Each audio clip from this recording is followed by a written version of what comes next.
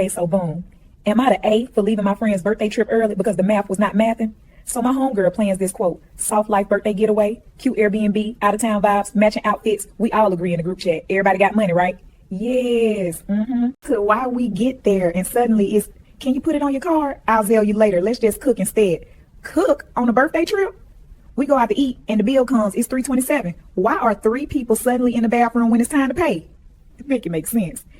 Yeah. So I'm not broke, but I am grown, and I am not sponsoring 30-year-olds.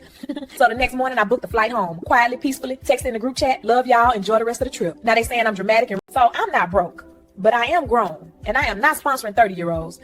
So the next morning I booked the flight home, quietly, peacefully, texting the group chat, love y'all, enjoy the rest of the trip. Now they saying I'm dramatic and ruin the vibe, but I feel like the vibe was ruined when grown women started acting like Cash App was in retrograde. So